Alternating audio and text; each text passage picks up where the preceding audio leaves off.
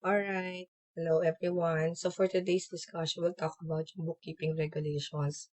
Hindi ko to iisa-isahin. I'm just going to show you yung very commonly asked questions.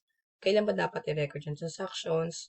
Na pag halimbawa na tax map, at least alam namin ano isasagot ko, hindi pa namin sila nasulat, okay?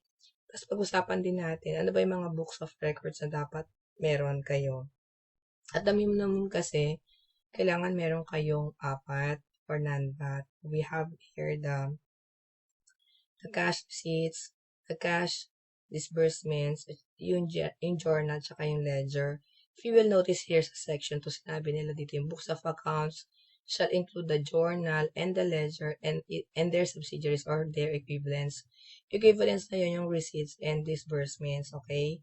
So, there are some RDOs na sinasabi dalawa lang, tapos may tatlo. So, hindi talaga consistent. But I'm putting it on the table that for non-VAT, I recommend na apat ang i-keep nyo.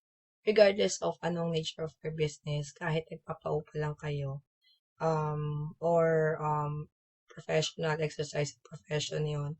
So, you really have to keep four. Yung journal, ledger, tsaka and their subsidiaries o yung equivalent sila yung cash receipts and cash disbursement.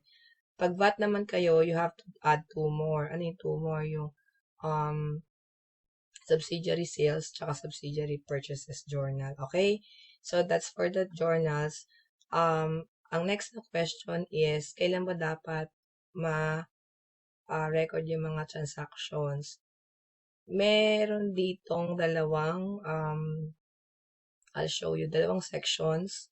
Ito sa section 7, if you will notice, sabi rito, recording of receipts and disbursements. If you will notice, ilang pang libro natin? Di ba hindi lang naman dalawa? I mentioned earlier, we have the journal and the ledger. But here, sinasabi rito, for receipts and disbursements, sabi nila rito, i-highlight ko lang dito all entries therein shall be made not later than 5 o'clock in the afternoon of the day following the date the transaction was effected.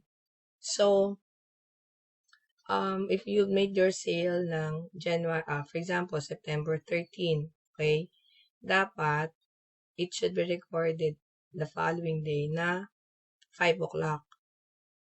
Before 5 o'clock, okay? So, dapat, well, Friday ngayon, so dapat Saturday, bago dumating yung 5 o'clock Saturday, na-reflect mo na yon. Kasi, sabi niya rito, not later than 5 o'clock in the afternoon of the day following the date the transaction was effected. Kung nagkaroon kayo ng transaction sa September 13, Friday, dapat recorded yan the following day um, yun nga, Saturday before 5 o'clock. Pero, if you will notice, hindi naman receipts and disbursements lang ang book mo, right? Meron kang journal and ledger. So, sa section 8 naman, meron naman ditong another timeline na sinasabi. All entries in the books of accounts and other records, okay, all entries, ibig sabihin ng all entries, that would cover not only your journal or ledger, pero syempre, yung disbursements and receipts, right? All entries in the books of accounts, dinify natin kanina yung books of accounts, and other records must be kept up to date in ink or indelible pencil in a neat and legible manner, and the figures entered in all columns shall be totaled within 24 hours from and after the close of each taxable month, and the totals posted at the foot of the respective columns. Ito na. All transactions, lahat daw. The time of posting of entry of which is not specifically provided for in these regulations shall be recorded within 7 days from the date of transactions were effected. Okay? So, if you can say na meron sa revenue regulations, number version dash 1, March 17, 1947, may section 7 and section 8. Okay?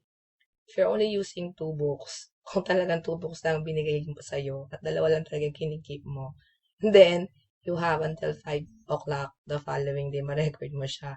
But if you can tell na meron ka naman 4 na books na kinikip, okay, sinabi niya rito, all entries in the books of accounts. Okay, all entries, ano ba yung books of accounts? Diba, minention natin kanina yung 4 for at the minimum.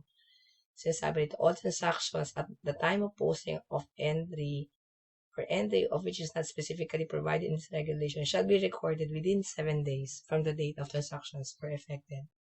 So, yan. I'm leaving the decision to you. Kasi, ang dami, di ba? Merong 2 libro lang, may 4.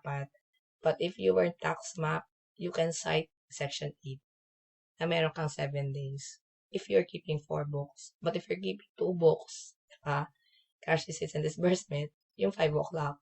But really up to you how you're going to present your case, present your justification kung hindi mo siya na-report on time. Okay?